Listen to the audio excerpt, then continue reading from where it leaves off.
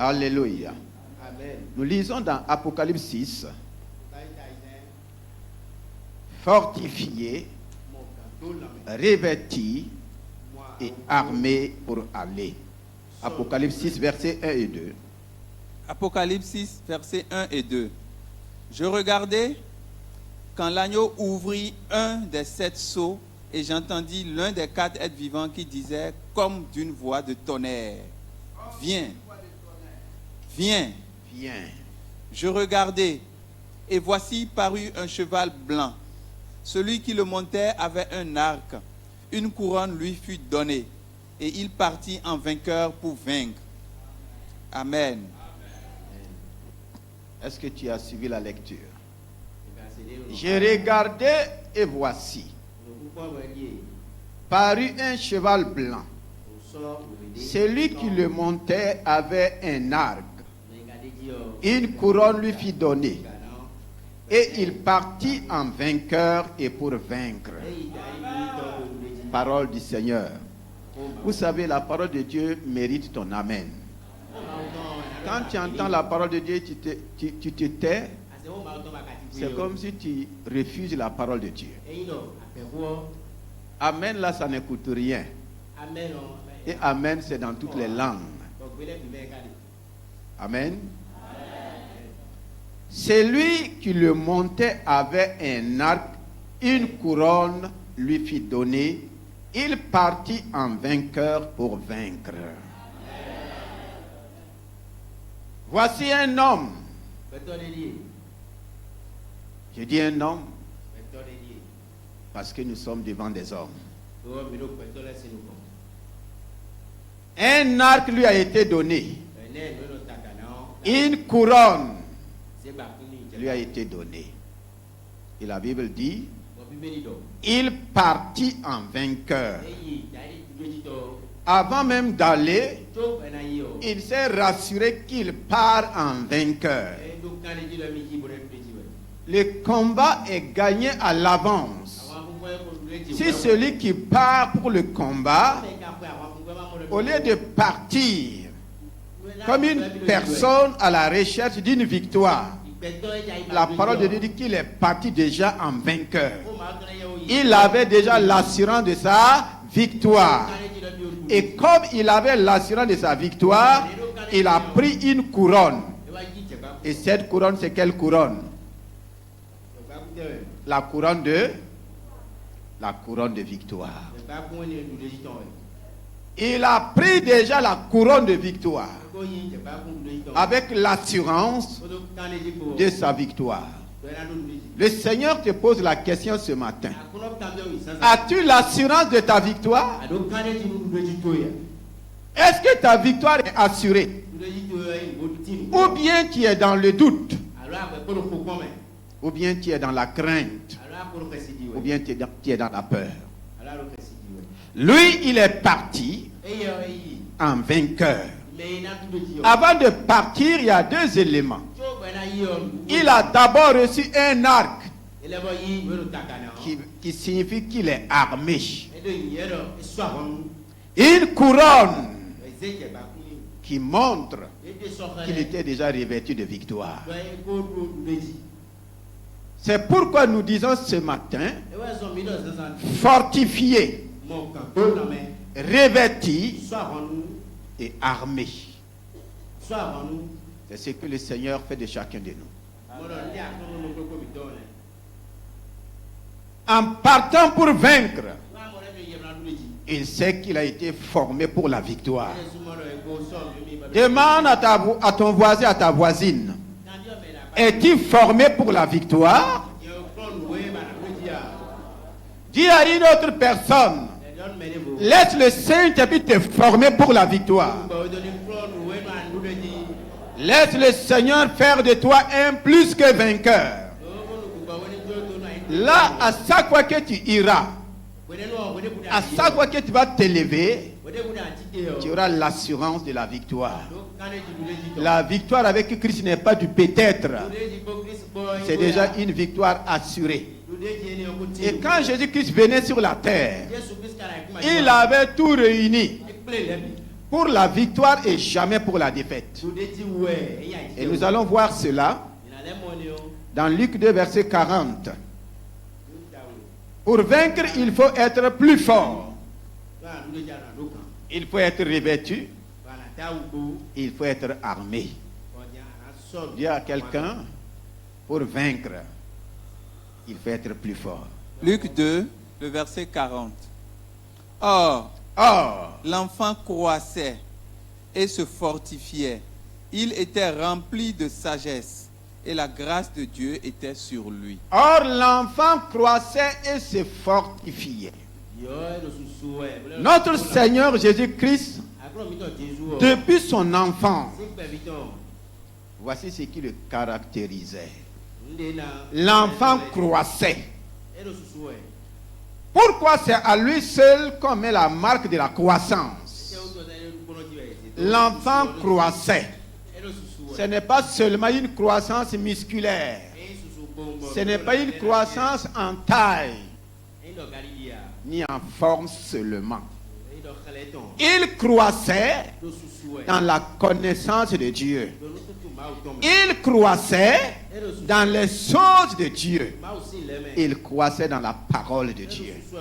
Et vous allez voir, à l'âge de 12 ans, il va commencer à défier les maîtres de la loi.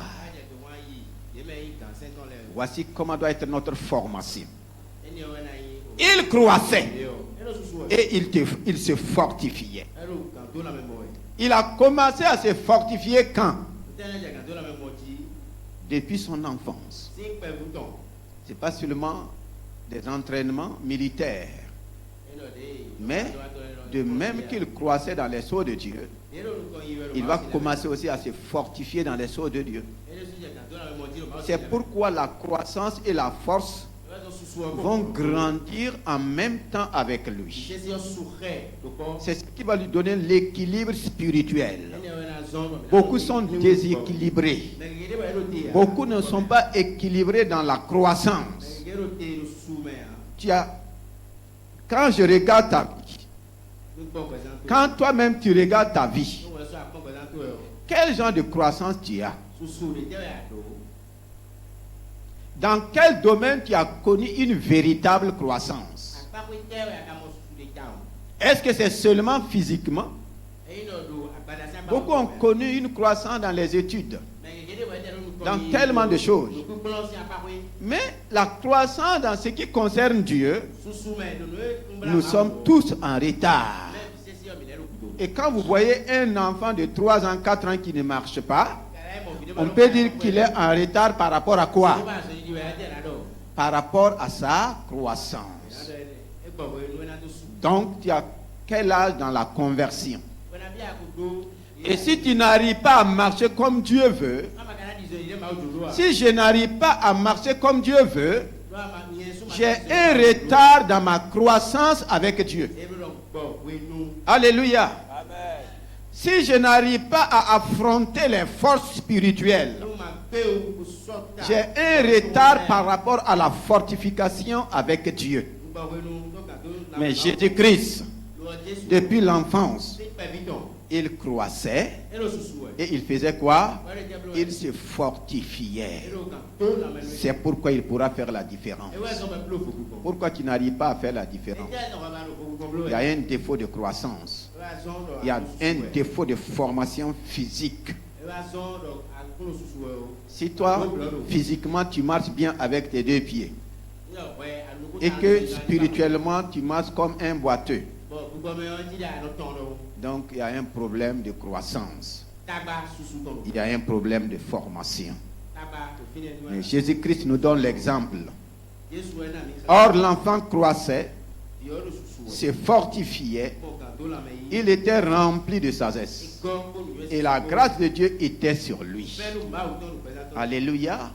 Voici des choses qui vont ensemble. Il était rempli de sagesse.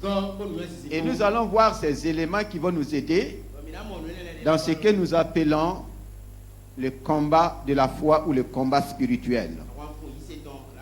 Et la grâce de Dieu était sur lui. Tu ne peux pas avoir tous ces éléments dans ta vie et ne pas vaincre.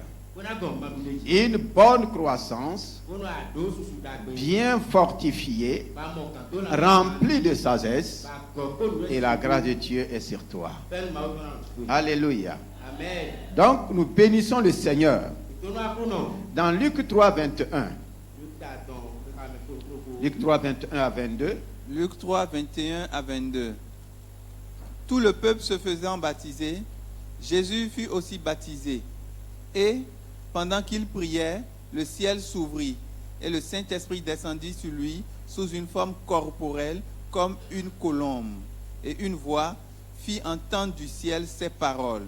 Tu es mon fils bien-aimé. En toi, j'ai mis toute mon affection. Alléluia. Amen. Et le Saint-Esprit descendit sur lui sous forme corporelle comme une colombe. Non seulement il croissait et se fortifiait, rempli de sagesse, la grâce de Dieu était sur lui. Ici maintenant, c'est une autre dimension. Et chacun de nous, nous devons passer par là. Et je crois que tu es même passé par là. Comme tout le peuple se faisait baptiser, Jésus aussi va se faire baptiser. Et le jour de son baptême, qu'est-ce qu'il a fait? Il a prié et le ciel s'ouvrit sur lui. Et le Saint-Esprit va descendre. Maintenant, une autre dimension va venir. Le Saint-Esprit est descendu sur lui. Et Luc 4, verset 1 dit, Jésus rempli du Saint-Esprit revint du Jourdain et il fut conduit par l'Esprit dans le désert. Le verset 14. Verset 14. Jésus, revêtu de la puissance de l'Esprit, retourna en Galilée et sa renommée se répandit dans tout le pays d'alentour. Alléluia. Amen. Rempli du Saint-Esprit et revêtu de la puissance du Saint-Esprit. Bien-aimé, la vie en Christ n'est pas une vie de hasard. Il y a des étapes. De même que la vie naturelle a des étapes de croissance, des étapes de maturité. Pour atteindre un certain niveau, il y a des étapes qu'on ne peut pas sauter. Et effectivement, dans la vie de notre Seigneur Jésus-Christ, depuis son enfant, nous pouvons suivre son enfance jusqu'à sa glorification. Rempli du Saint-Esprit, revêtu de la puissance du Saint-Esprit. Ce matin, il est important que tu puisses comprendre. Rempli du Saint-Esprit, qu'est-ce que ça veut dire? Dans Ésaïe 11, verset 2,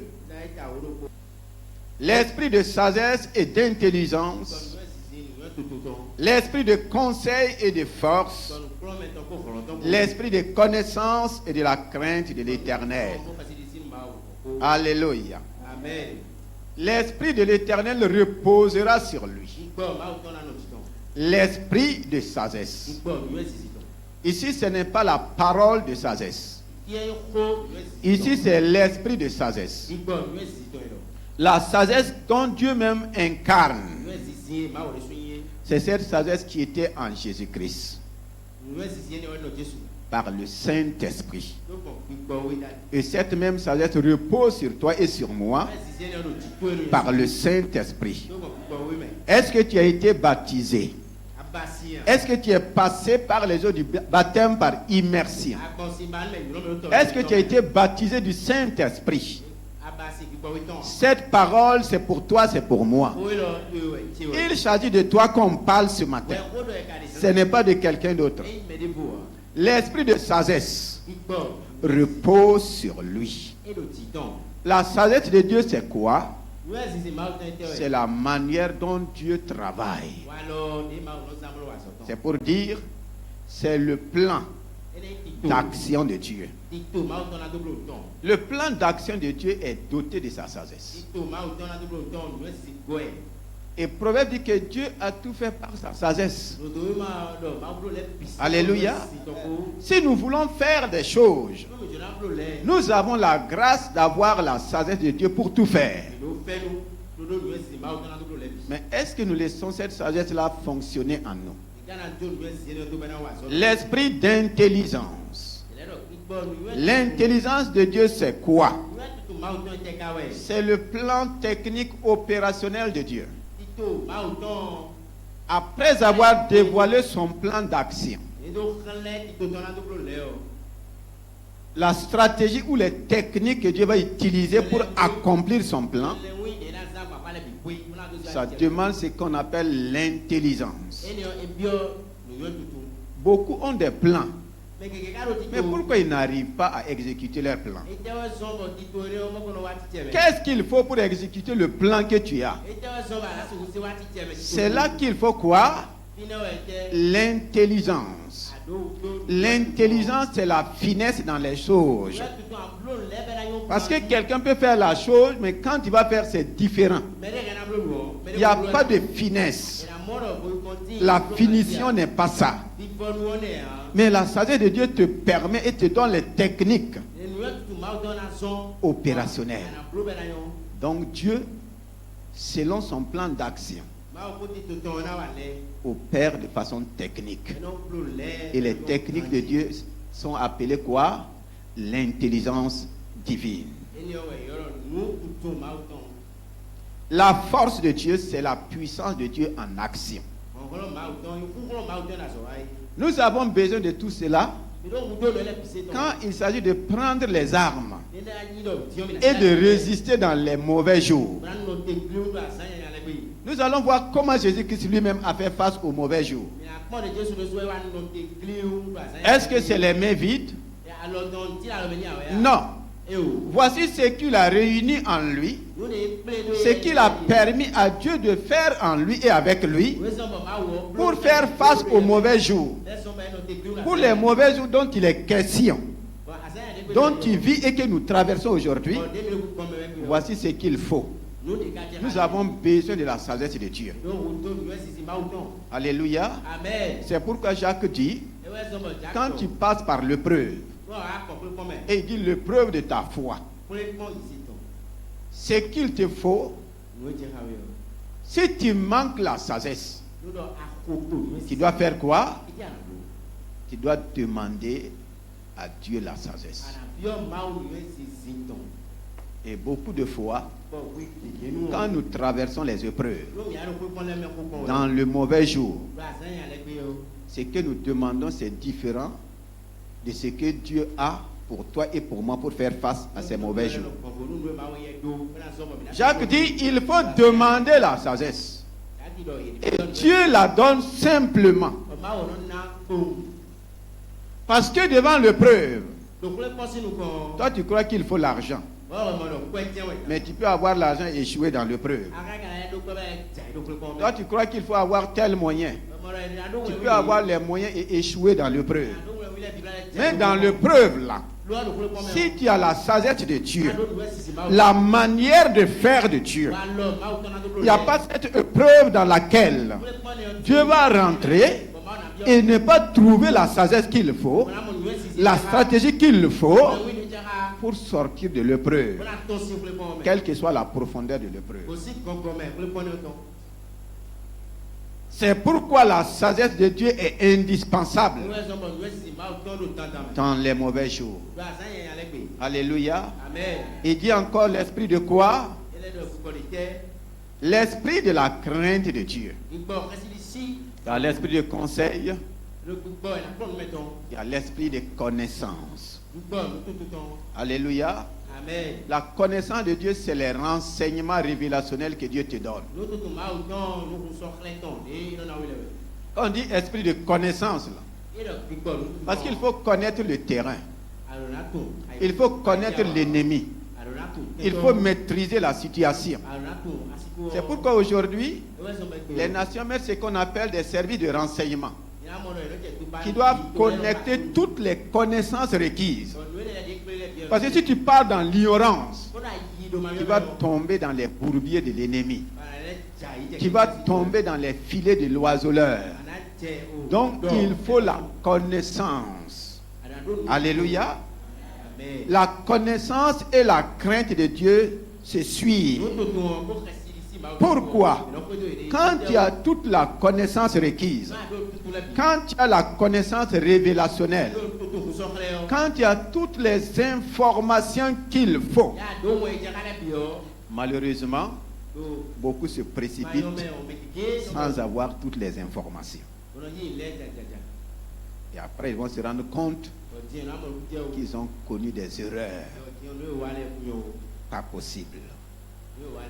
La connaissance te permet de réunir tout ce qu'il faut avant de rentrer en action. Il y a des situations qui se passent. Tant que tu n'as pas toutes les informations, ne te presse pas. Parce que tu vas mal agir. Et tu vas te retrouver dans l'échec. Tu vas te dire, mais pourquoi? Donc la connaissance est nécessaire. Et c'est la connaissance de Dieu. Ça veut dire qu'il n'y a pas de situation dont Dieu n'a pas la connaissance du fond. Dieu a la connaissance de la chose avant même que la chose commence. Il a aussi la connaissance de la chose jusqu'à sa fin. Il a su comment ça a commencé et il sait aussi comment ça va se terminer. Mais si toi tu ne sais pas, tu vas lutter dans la fin. Et Dieu, dans son plan, dans sa volonté, a dit qu'il y a un temps pour toutes choses. Lui, il a déjà donné un temps pour toutes choses. Quelle que soit la chose, que ce soit une bonne chose, il y a un temps. Que ce soit une mauvaise chose, il y a un temps. Mais si tu n'as pas la connaissance du temps de Dieu, la fin de la chose peut arriver. La fin de ta souffrance peut arriver. Toi, tu continues dans là. L'ennemi continue à te maintenir dans la souffrance. Pourtant, Dieu a déjà arrêté la fin de ta souffrance. Dieu a déjà arrêté la fin de tes larmes. Il a déjà arrêté la fin de ta misère. Mais toi, tu continues dans la misère. Pourquoi? Tu n'as pas la connaissance. La connaissance révélationnelle du pléro, le temps de Dieu. Et le Seigneur est en train de parler à quelqu'un ce matin. Le Seigneur est en train de te dire, j'ai mis fin à cette épreuve dans ta vie. Ne continue pas de laisser l'ennemi te noyer dans cette épreuve. Ne continue pas de laisser l'ennemi te noyer dans cette misère, dans cette douleur. Il y a un temps pour toute chose.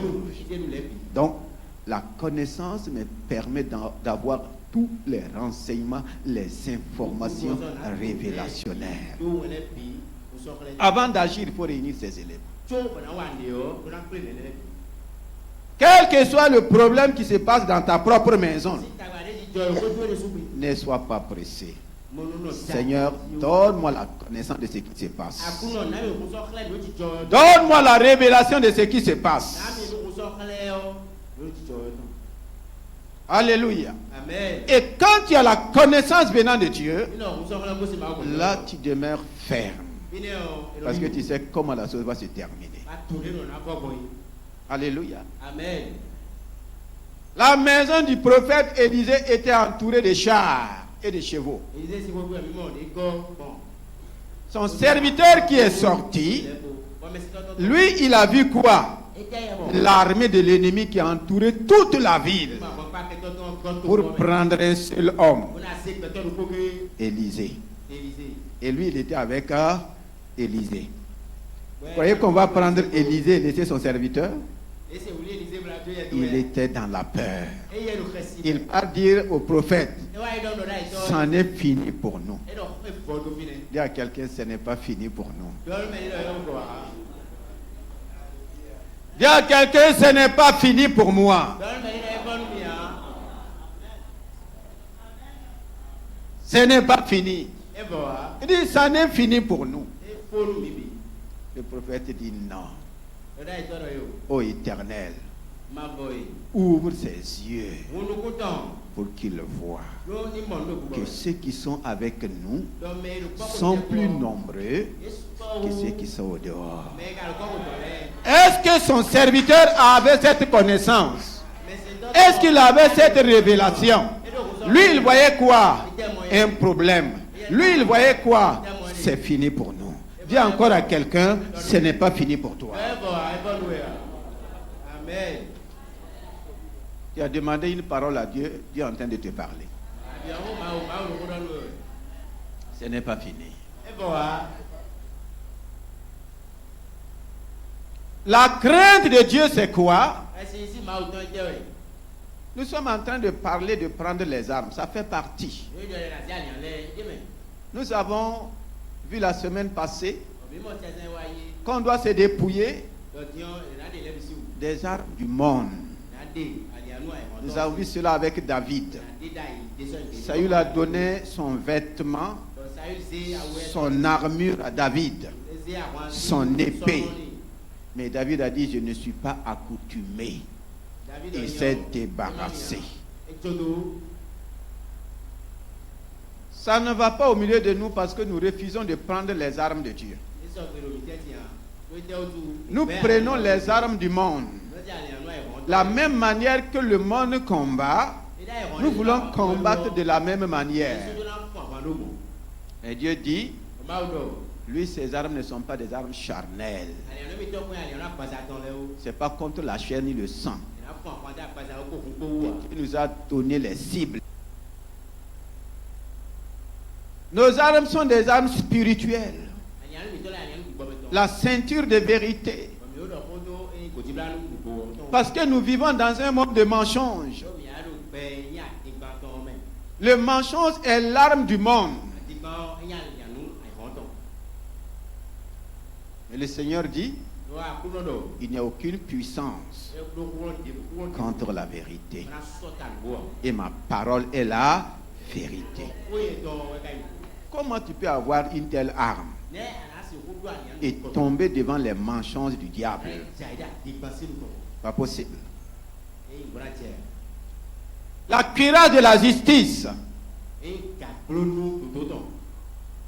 Tous ont péché et sont privés de la gloire de Dieu. Mais ils sont gratuitement justifiés. Le péché te prive de la gloire de Dieu. La cuirasse de la justice est pour te dire, Jésus a payé pour ta justification. Il a payé pour ma justification. De même que tous ont payé. Péché du moins. Il n'y a pas un homme qui ne pêche pas. Le plus sage l'a dit, Salomon, quand il consacrait le temple. Il dit, oh Dieu, il n'y a pas un homme sur la terre là, qui ne pêche pas. C'est toi qui dis que tu ne pêches pas, tu traites Dieu de menteur. Parce que ta nature même, là, avant d'être enfant de Dieu, est issue de la nature du péché. Mais Christ nous a gratuitement justifiés. Et il nous demande de prendre l'arme de la justice. Parce que devant ton péché, l'ennemi va encore venir te dire, tu connais la loi, non? Quand tu es en faute, on te présente quoi? On te présente quoi? On te présente la loi. Il viendra te dire, tu connais la loi, non? Mais Jésus-Christ a fait quoi? Lui, il nous a gratuitement justifiés. Et il ajoute, comme je vous ai gratuitement justifié, il n'y a plus de condamnation pour ceux qui sont en Jésus-Christ. Car la loi de l'esprit de vie nous a affranchis de la loi du péché et de la mort.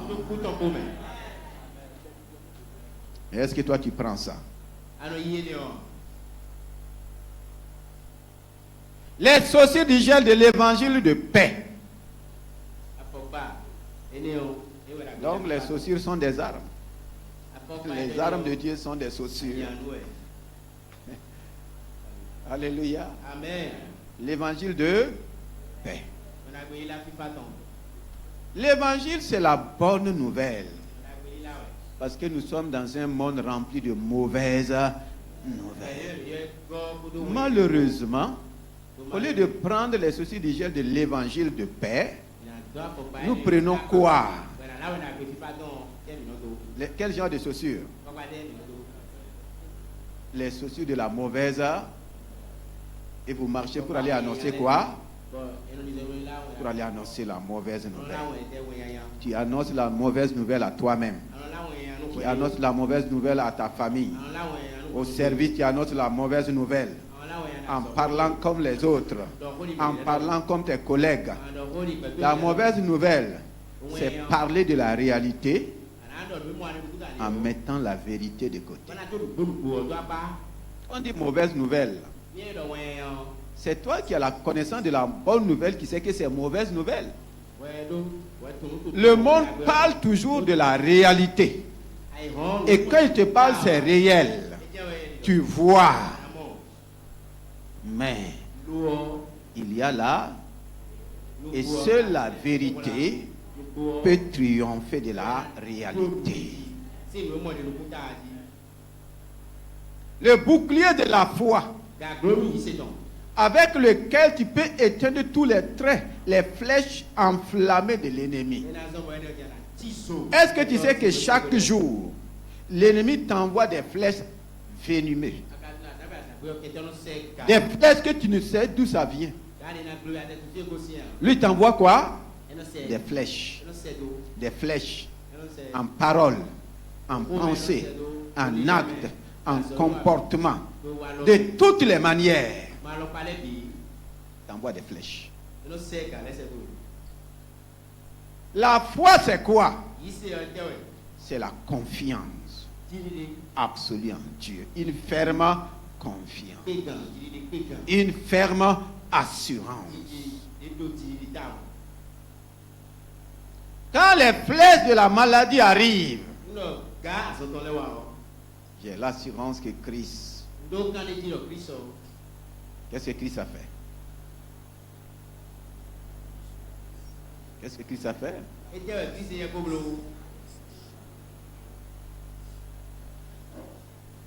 Si vous ignorez ces vérités, si vous ignorez ces paroles, donc comprenons que il y a beaucoup de choses qui ne vont pas aller. En tout cas, ça que celui il envoie des flèches. Et il ne te prévient pas. Il ne te prévient pas. La Bible nous dit de regarder le figuier. Si nous voulons comprendre ce qui se passe actuellement, regardez quoi? Le figuier. Entouré des ennemis. Est-ce qu'on prévient au figuier avant d'envoyer des missiles? Tout le temps ça pleut. Si ce figuier n'était pas prévenu, s'il n'était pas avisé, il y a longtemps il a disparu. Tu comprends de quoi je parle? Donc l'ennemi ne va pas te prévenir au moment où tu t'attends de moins. C'est là-bas même qu'il te sépare. Le bouclier de la foi et le casque du salut. Le casque du salut, ce n'est pas le casque qu'on porte sur la tête. Alléluia. Amen. C'est un casque qu'on met où? Donc ton cœur porte casque aussi. Si tu crois dans ton cœur et tu confesses de ta, tu seras sauvé. Mais le Seigneur nous révèle que les mauvaises choses là, ça vient d'où? Les mauvaises pensées, ça vient d'où? Ça vient du cœur. Protéger mon cœur. Et lui-même l'a dit, garde ton cœur plus que toute autre chose. Alléluia. Donc c'est juste pour résumer, l'Esprit du Seigneur est sur moi, l'Esprit de sagesse, l'Esprit d'intelligence, l'Esprit de conseil et de force, l'Esprit de connaissance et de la crainte de Dieu. La crainte de Dieu, c'est s'éloigner du mal. Donc de toutes les armes que Dieu te demande de prendre, ce ne sont pas des armes pour faire le mal. Mais c'est des armes qui vont t'aider, te protéger contre le mal. Alléluia. Maintenant, si nous prenons ces armes, le Seigneur nous demande d'aller. Quand Jésus a été baptisé, rempli du Saint-Esprit, premièrement, il est parti au désert, conduit par le Saint-Esprit. Quand il a été revêtu maintenant, qu'est-ce qui va se passer? Il va aller. Et si le Seigneur a pris tout ce temps pour nous fortifier, pour nous demander de prendre ses armes, c'est pour aller. Jésus a pris, il est allé. À la fin de sa mission, il va nous demander aussi d'aller. Matthieu 28, le verset 18 à 20, si vous avez la parole vivante. La parole vivante. Voilà, vous pouvez mettre 10 secondes sur l'écran. Matthieu 28, les versets 18 à 20. Alors, Jésus s'approcha d'eux et leur parla ainsi. J'ai reçu les pleins pouvoirs au ciel sur la terre. J'ai reçu les pleins pouvoirs venant du ciel et de la terre. Allez donc dans le monde entier. Faites des disciples parmi tous les peuples. Alléluia. Amen. Baptisez-les au nom du Père, du Fils et du Saint-Esprit et apprenez-leur à observer tout ce que je vous ai prescrit. Si nous recevons les pleins pouvoirs, si nous recevons la force divine, si nous recevons le revêtement divin, si nous recevons toutes les armes, c'est pour aller. Dis à quelqu'un, on doit aller. Je dois aller. C'est en allant que nous allons voir la capacité, la puissance de toutes les armes que Dieu nous a données. Allez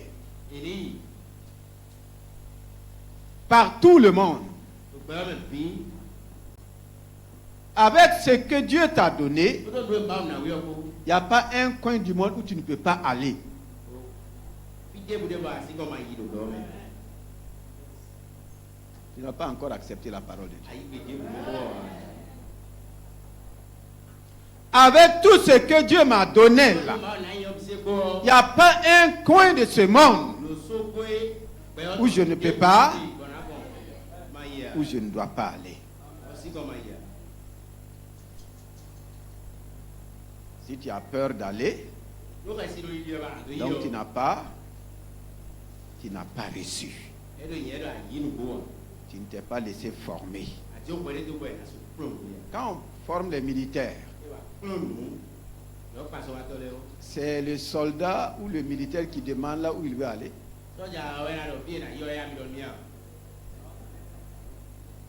Ah bon? Ils n'ont pas le choix d'aller là où ils veulent. C'est la vérité. L'ordre donné là, au niveau du commandement général, doit être exécuté à la lettre. Si le chef de l'armée dit allez, tu vas dire quoi? Ah bon? Que quelqu'un dit à vos ordres.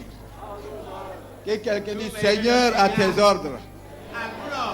Saint-Esprit à terre. Il sait faire ça, non?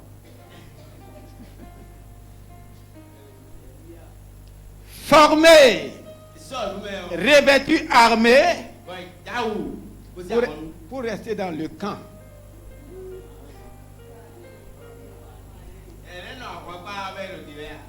Beaucoup veulent rester dans le camp. Même les cuisiniers là. Même les cuisiniers de l'armée là vont où? Ils ont préparé qui va les donner.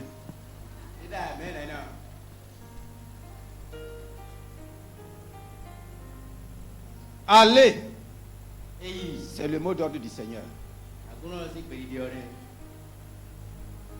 Le Seigneur n'a pas formé son armée pour la garder entre les quatre murs. Vous savez la raison des conflits dans les églises? On les a équipés. On les a donné des armes. S'ils ne partent pas, ils vont utiliser les armes contre qui? Mais c'est ça qui se passe. C'est ça qui se passe. On ne part pas. Pourtant, on est équipé. On va retourner l'équipement contre nous. Et quand c'est comme ça, ça devient le contraire des armes que Dieu nous a données. Dans toutes les armes là, on a parlé de haine dedans. On a parlé de rancune. On a parlé de jalousie. On a parlé de ça. Tant que tu ne vas pas aller, tout ce que Dieu t'a donné là devient un problème entre tes mains. Allez. Faites de toutes les nations des disciples, des disciplinés. Thèse 15. Puis il leur dit, allez par tout le monde et prêchez la bonne nouvelle à toute la création. Le verset 17. Voici les miracles qui accompagneront ceux qui auront cru. En mon nom, ils chasseront des démons. En mon nom, ils chasseront les démons. Alléluia. Ils parleront de nouvelles langues. Comment David a vaincu Goliath? Qu'est-ce qu'il a déclaré? Il a dit, avec la pierre, je vais te terrasser. Il a dit, avec mon bâton, je vais t'abattre. Qu'est-ce qu'il a dit? Au nom de l'Éternel des armées. Et Jésus nous donne aussi son nom. Et il nous dit d'aller. Qui a le nom de Jésus ici?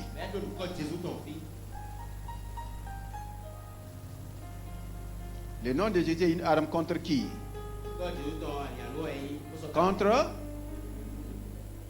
Contre les démons. Premièrement, il dit, à mon nom. Goliath était comme un grand démon. Comme une principauté.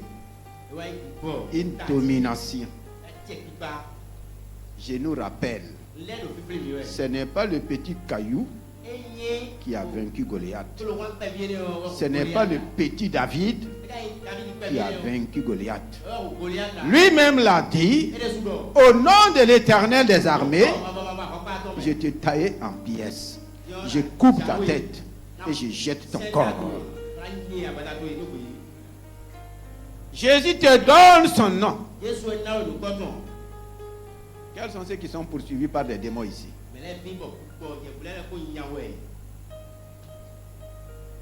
À mon nom, ils vont chasser les démons.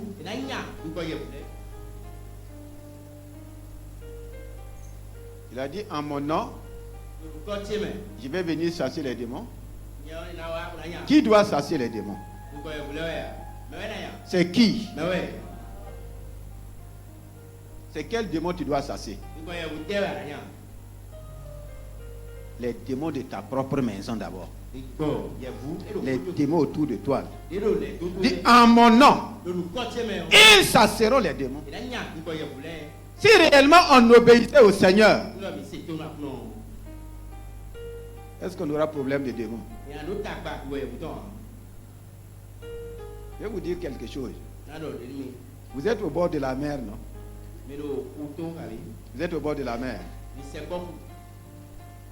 Moi, j'étais à la tour de prière. Chaque fois qu'on chassait les démons, on les envoie où? On les envoie où? À la mer. Et vous êtes à côté de la mer. Donc les autres pays font, les autres chrétiens font quoi? Ils vous envoient les. Ne soyez pas étonnés que ici les choses soient bizarres. Je parle de mon propre expérience. Les veilles de nuit là, on chassait les démons où? Dans la mer. Et vous êtes à côté de la mer. Vous allez les chasser où?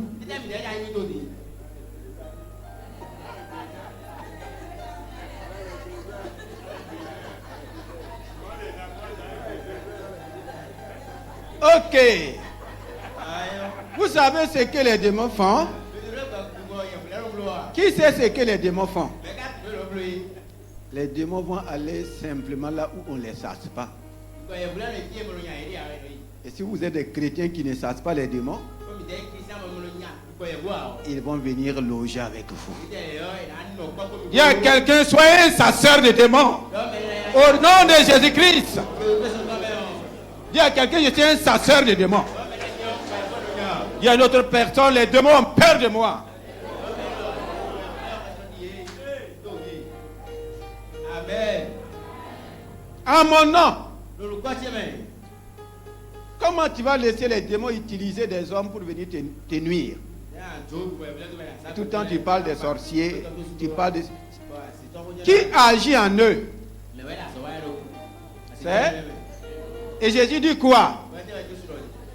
À mon nom, vous allez chasser les... C'est pas l'ange Michel qui va venir encore chasser les démons de ta vie. Non. Et ils les ont chassés du ciel. Ou bien, ils les ont chassés d'où? C'est la terre qui doit les chasser. Et toi, tu es devenu leur ami. Un démon peut être ton ami. Tu peux avoir pour ami des démons et ça va marcher. Il y a quelqu'un. Chasse les démons de ta vie.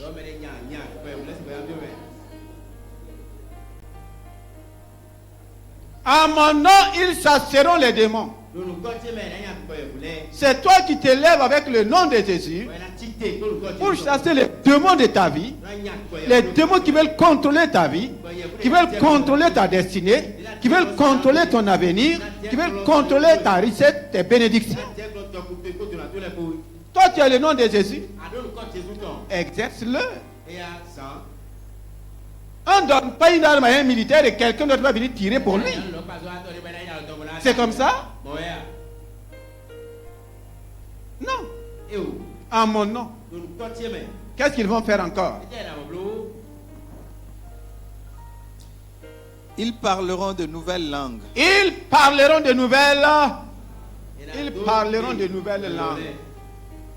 Le rôle des nouvelles langues, c'est quoi? La Bible dit qu'il y a des dictateurs invisibles. Tu sais ce qu'ils sont en train de dicter dans le monde invisible. Maintenant, quand toi tu parles en langue,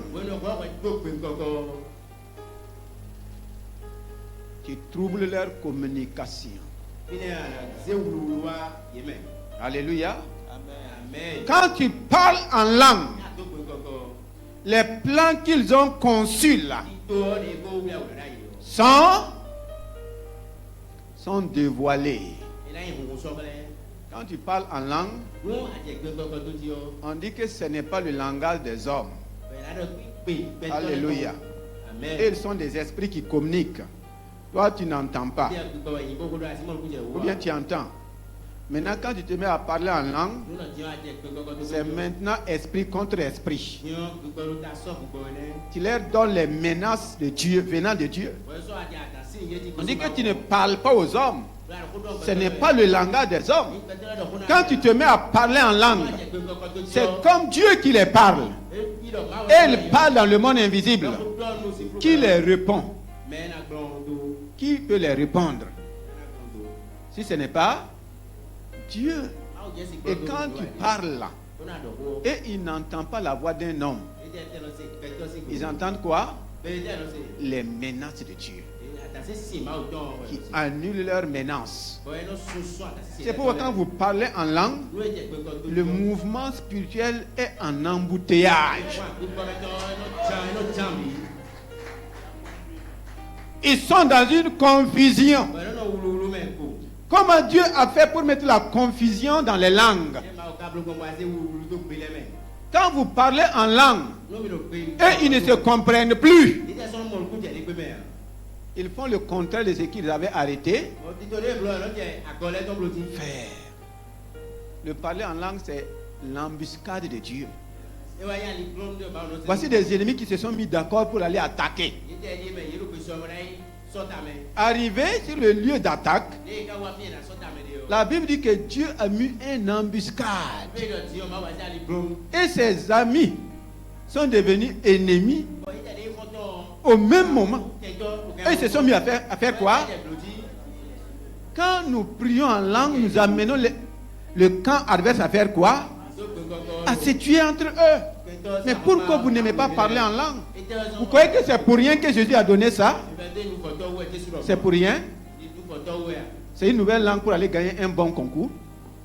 C'est pour aller passer concours? C'est pour aller faire entretien d'embauche? Non. Quand nous prions en langue, c'est pourquoi pendant l'université de prière, la première veillée, nous avons amené le peuple à prier en langue pendant 1 heure. La deuxième veillée, nous sommes allés jusqu'à 2 heures de prière en langue.